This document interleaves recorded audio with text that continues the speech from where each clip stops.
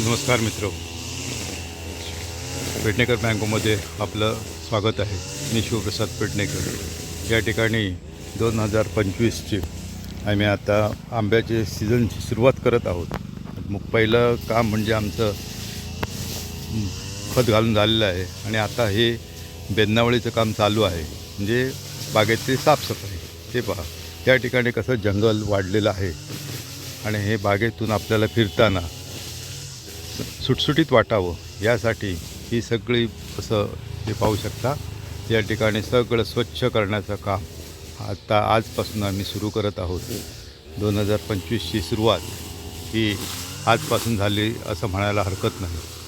हे कलमा यावेळी चांगले काळीकुट्ट आहेत, त्याला खत घालून झालेलं आहे, त्याला पूर्ण पोषण मिळालेलं आहे. त्याच्यामुळे आता या ठिकाणी पालवी टाकताना दिसणार नाही. या ठिकाणी आमचे मित्र समद शेख आता आपला कटर घेऊन आलेलं आहे आणि आता या ठिकाणी कटिंगचं काम आपण चालू करत आहोत. हे अशी एवढी झाडी वाढलेली असते. तसं बघितलं तर उत्पन्न आणि हा खर्च याचा काही तसा संबंध नसतो. या ठिकाणी हे फक्त आम्हाला बागेत फिरण्यासाठी स्वच्छ असावं यासाठी हा एक 30 ते 40 हजार रुपये खर्च आम्हाला हा करावा लागतो.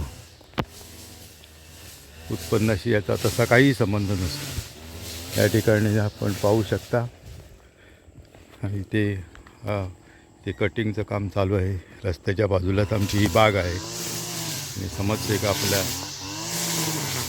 सहकार्यासहित या ठिकाणी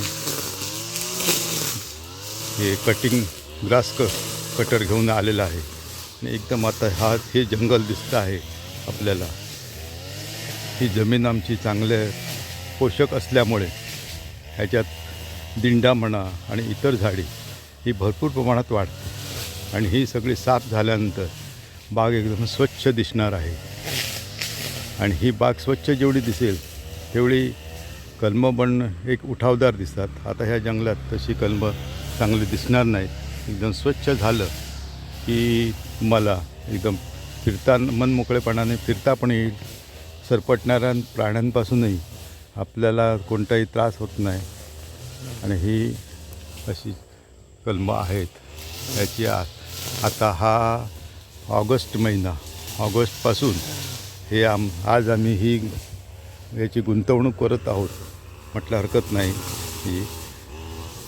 आणि ही आम्हाला ह्याचे पैसे डायरेक्ट मेमध्ये आम्हाला मिळणार आहे. तोपर्यंत हे आम्हाला या बेंदावळीत इन्व्हेस्ट करायचे आहेत म्हटलं हरकत नाही.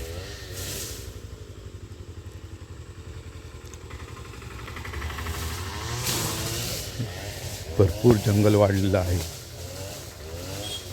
आणि माणसं कमी मिळतात.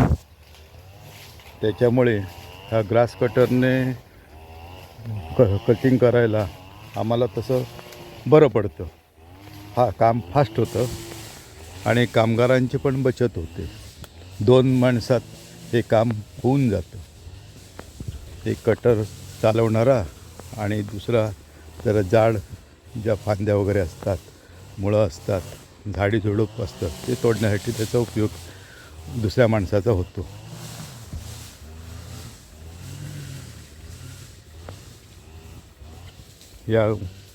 या वर्षी बाग आता पाहूया कशी येते ती. गेल्या वर्षी बऱ्यापैकी आलेली होती.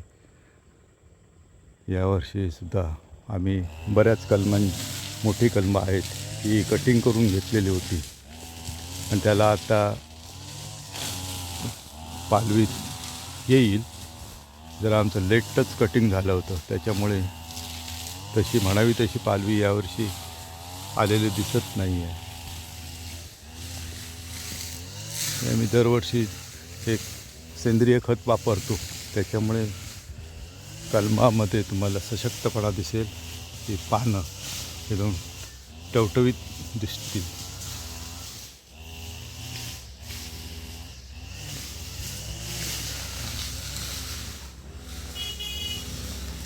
देवगडच्या आमच्या आंब्याची ख्याती आता जगभर झालेली आहे आणि आमची ती क्वालिटी आंब्याची राखण्याचा प्रयत्न आमचाही चालू असतो. काही जण त्या ठिकाणी लांब तुम्ही पाहू शकाल तर त्या ठिकाणी तणनाशक मारलेलं आहे. पण तणनाशक मारूनसुद्धा ती बाग स्वच्छ दिसत नाही. खर्च उलट त्याच्याहून जास्त येतो. हा कटरचा खर्च त्या हिशोबाने कमी होतो आणि जमिनीचा कस हा या कटरने केल्यामुळे कायमस्वरूपी राहतो. ते संपूर्ण जे आम्ही आता गवत या ठिकाणी किंवा हे रान आम्ही कटिंग करतो, त्याचा भुसा होतो आणि तोच आमच्या या पूर्ण बागेमध्ये त्याचा खत म्हणून त्याचा उपयोग केला जातो. आता या पावसात करण्याचा एकच उद्देश असतो की ते जो त्याचा भुसा झालेला असतो गवताचा वगैरे तो छानपैकी त्याचं खत होऊन जातं.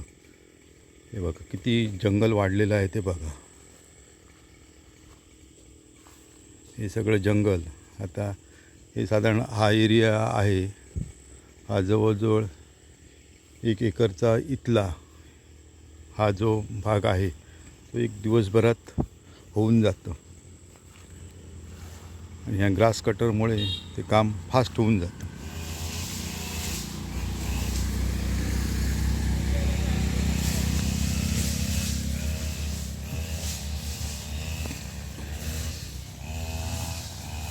या ठिकाणी मोठी जी झाडी असते ती कोयतीने कट करावी लागते.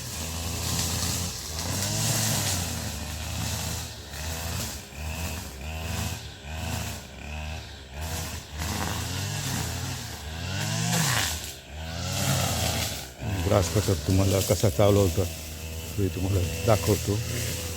बरेच जणांना माहीत असतं पण ज्यांना माहीत नाही त्यांच्यासाठी हा ग्रास कटर